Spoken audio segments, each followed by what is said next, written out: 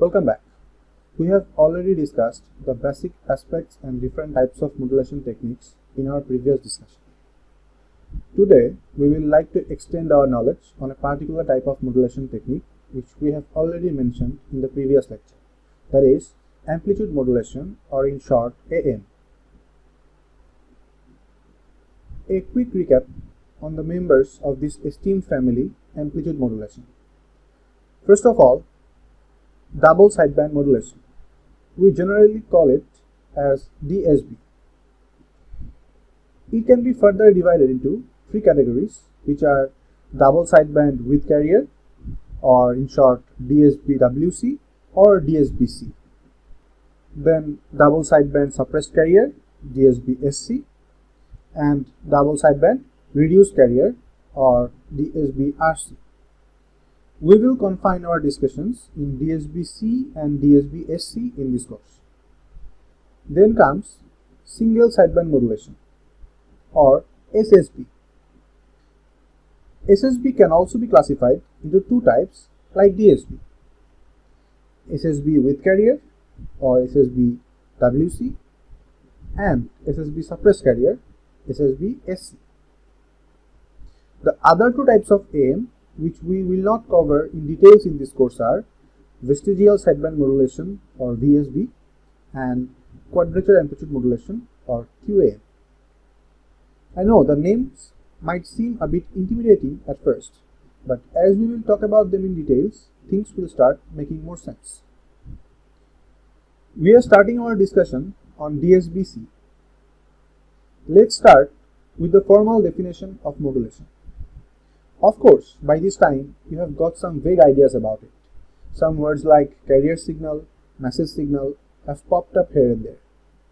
Basically, in the modulation process, there are two signals involved. One is message signal, which is the information-bearing signal that we want to transmit and receive, such as raw audio, image, text, etc. This is the baseband signal we have talked about previously and mostly contains low frequency components. Another important signal involved in the modulation process is the carrier signal. As the name suggests, this high frequency signal carries the message with it. Just one other thing to mention here. A signal has three determining properties. They are its amplitude, frequency, and the phase angle. Consider a sine wave. It has an amplitude, a frequency, and maybe a phase. If you change any of these three properties, you are basically changing the signal. Now we are ready to define modulation process. Modulation process is changing or adjusting one or more of these three properties of high frequency carrier signal according to the message. So when we are talking about amplitude modulation, we will actually change the amplitude of the carrier signal according to the message signal. When the message will have low values, carrier will have low amplitude, and when message will have high values, carrier will have high amplitude. Okay. Now, here you can see a carrier signal is denoted by CT, whose amplitude is AC and frequency is FC. This is a periodic cause wave.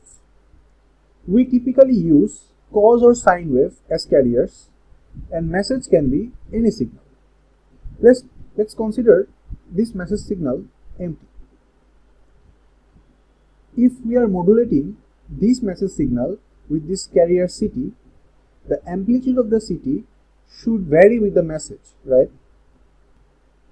You can see this effect if you look at the equation of the AM signal. Its amplitude is AC plus MT. As MT varies with time, the amplitude of this AM signal also varies with time.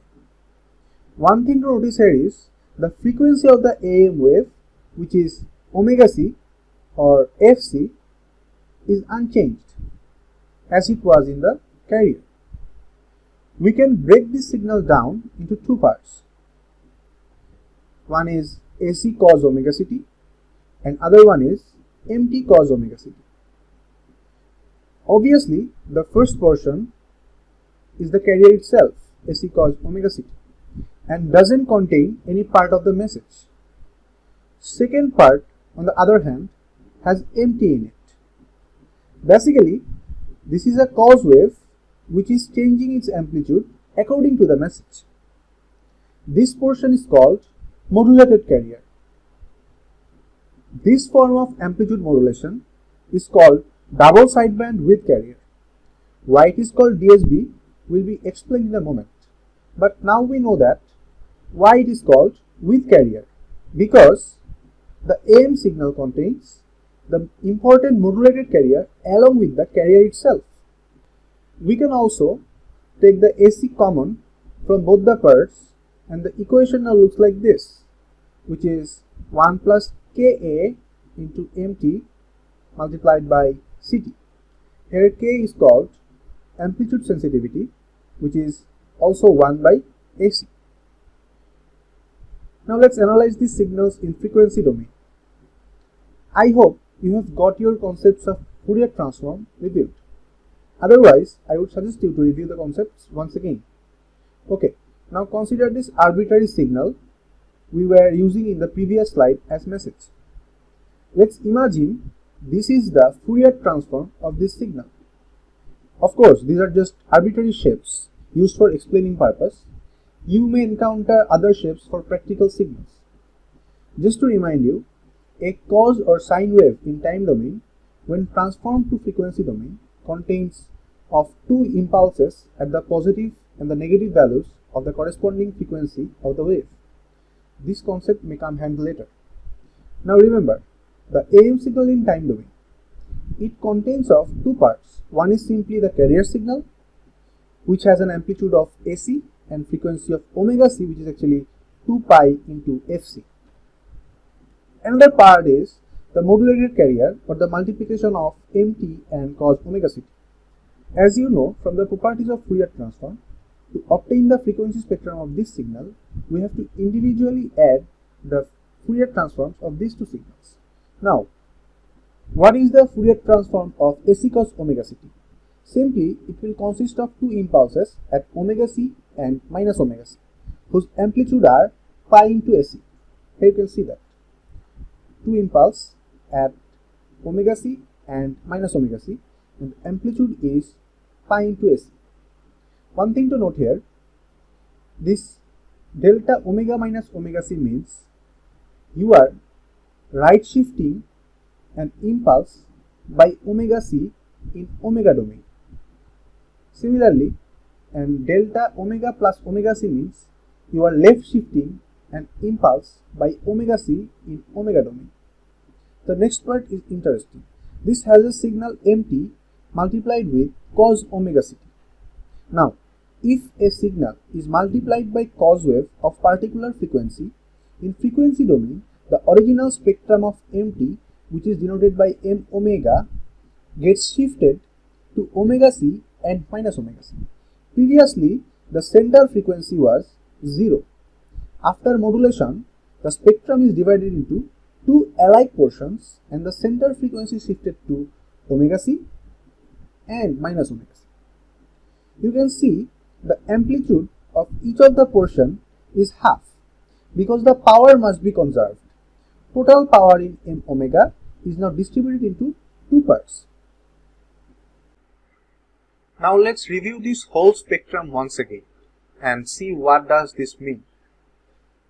We have to remember one thing, that the original spectrum of the message signal was like this.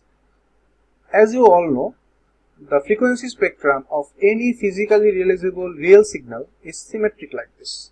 It has symmetric portions in positive frequency and negative frequency. This is actually drawn in omega domain, so you can see the signal is spread up to 2 pi b, so the bandwidth is actually b hertz. Now, this is the equation of the frequency spectrum of the AM signal. You can see this has two impulses which comes from AC cos omega ct. These impulses are at two locations. One is at omega c, another one is at minus omega c. I have already explained how this is in omega c and this is in minus omega c, but for your convenience, let me recap this once again. if you draw an impulse, naturally we draw the impulse at 0 position, right? We can draw an impulse here at 0 position. But now you are shifting that impulse by omega c in the right direction. So this impulse at 0 will now get shifted to omega c. Here you can see an impulse omega c, and the height is actually pi ac. Pi ac. Same thing happens for another impulse which is shifted to the left side by omega c, and now the impulse is at minus omega c, and the height is also again pi ac. Now this image is drawn in omega domain, so their height is pi ac. But if you draw the same image in frequency domain, then the heights will be divided by 2 pi, and pi ac by 2 pi is actually ac by 2. So you can see that if we rewrite the signal in frequency domain, then the height of the impulses are ac by 2. So these two impulses here denotes that the modulated signal has the carrier component in it. Now the second portion, half of m omega minus omega c plus m omega plus omega c, comes from the message multiplied by cos omega c. As I have already mentioned, this is the original spectrum. This whole thing in the positive portion and negative portion totally forms the spectrum of the message, and the center frequency is actually in 0. Now when you are modulating with cos wave, this whole spectrum is now shifted by omega c in the right direction. You can see that m omega minus omega c. So the whole spectrum now gets shifted from 0 center frequency to omega c center frequency. Here you can see the same two shapes, same two trapezoidal shapes are distributed around omega c frequency, right? Previously this was at 2 pi b, and this point was at minus 2 pi b. Now as the whole spectrum is now shifted to omega c, this value has now become omega c plus 2 pi b, and this value has now become omega c minus 2 pi b. Similar thing happens, and spectrum is now shifted again to the left direction by omega c. So now the center frequency will be minus omega c, and again you can see that two trapezoidal shapes like the original spectrum are now distributed around minus omega c, and again this is minus omega c plus 2 pi b and minus omega c minus 2 pi b. Minus is taken common, so it is written as minus omega c minus 2 pi b and minus omega c plus 2 pi b. Okay, so these two impulses are corresponded with these two impulses here, and this m omega minus omega c is actually these two trapezoidal shapes, and these two trapezoidal shapes correspond to m omega plus omega c.